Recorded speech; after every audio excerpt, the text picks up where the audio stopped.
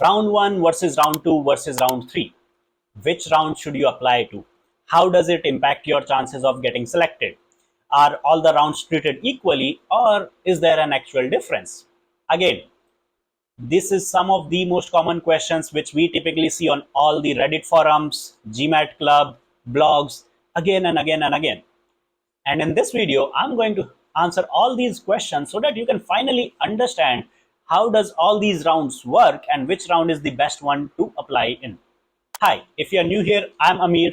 I'm an admissions consultant with more than 8 years of experience where I have guided hundreds of candidates into Ivy League business programs.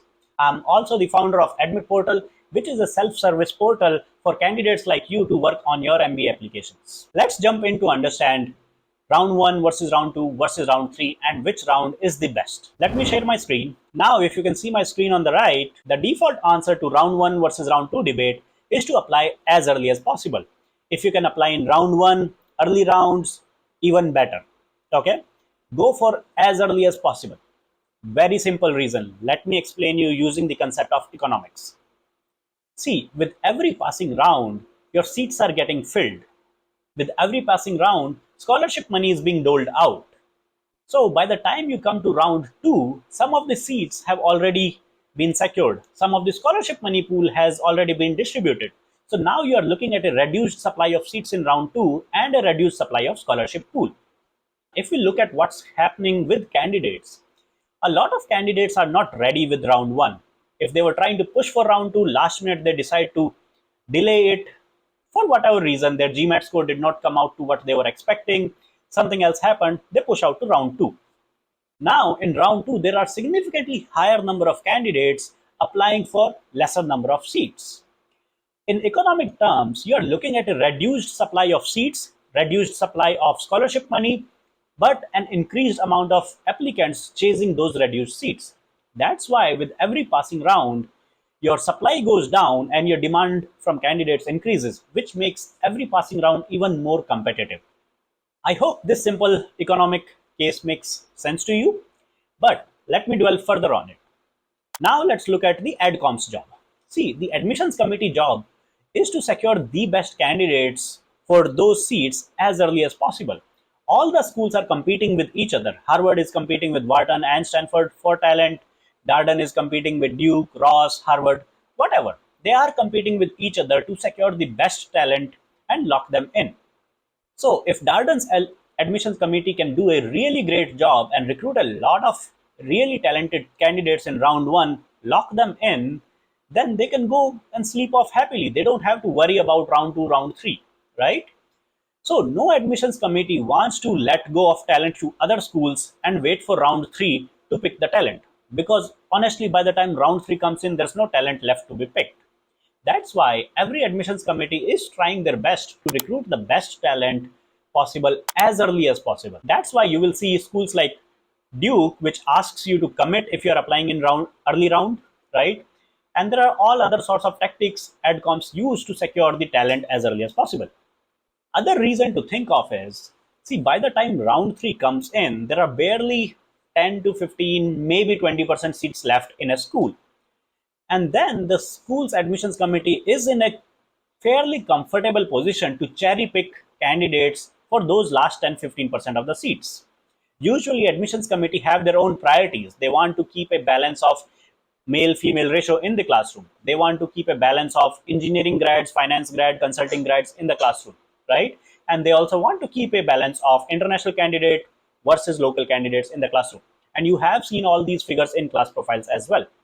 So if you are an admissions committee member and you realize after round 1 and round 2, you have made significantly higher offers to male candidates, then you have the luxury to pivot in round 3 and focus on recruiting more and more female candidates in round 3. And that's when it becomes very bad for, let's say, overrepresented pools. You can take male, you can take Indian, male, IT, engineer, whatever background is usually overrepresented. And in round 3, then you will not know whether your profile was weak, that's why you did not get selected, or if admission committee was not even looking for your profile in round 3, they were simply looking to recruit more and more females, right? So male-female ratio is one simple example. They can go the other way around. They realize that their average GMAT is significantly lower in round 1 and round 2, and that's why in round 2 they just want to focus and recruit candidates with significantly higher GMAT score or GRE scores to make up for the shortfall in round 1, round 2. That's why in round 3 they only recruited candidates with significantly higher scores. And then again, you will not get to know if it was the profile, the score which held you back. Okay, so all these complications arise as you go into later and later rounds. And just so you know, in this video, in this slide, I have used round 1, round 2, round 3 as a sample example because that's where most US business schools are. But if you are applying to European schools like HEC, which have 10 rounds, or INSEAD, which have 4 rounds, the same principle applies.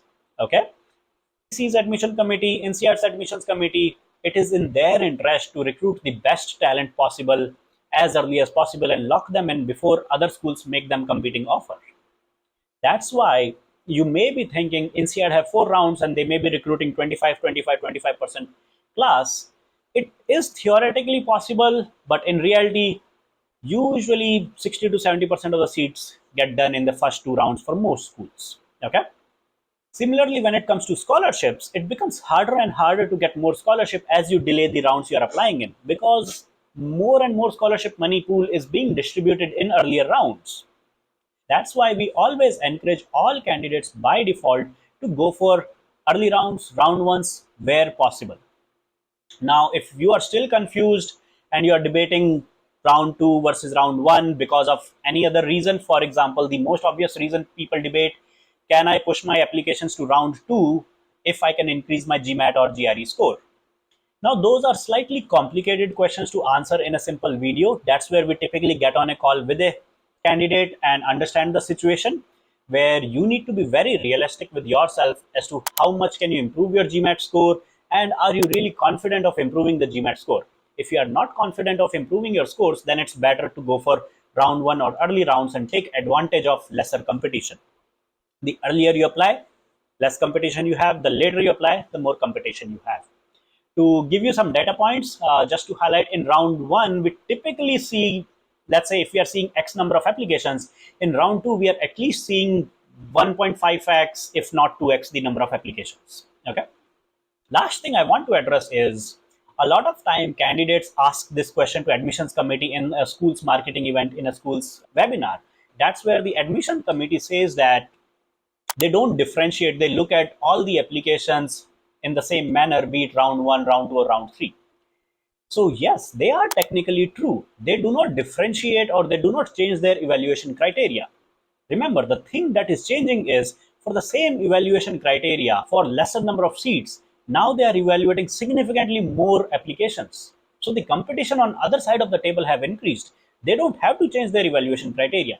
If their evaluation criteria is to recruit and put together a class of 730 average GMAT score, they will look for those candidates, right? So the admissions committee is correct. The information you get in webinars and marketing events is correct. The evaluation criteria remains the same. It's just the supply demand equation on the other side of the table is changing significantly. Okay. So I hope it makes sense now. If you still have any questions, or if you are caught in the dilemma, as I mentioned, to improve scores and delay your applications or not, feel free to comment below or text me on my WhatsApp. You can always log into Admit Portal, reach me from there. And I hope this video was helpful and clarifies the dilemma between round 1 versus round 2 versus round 3. Thank you.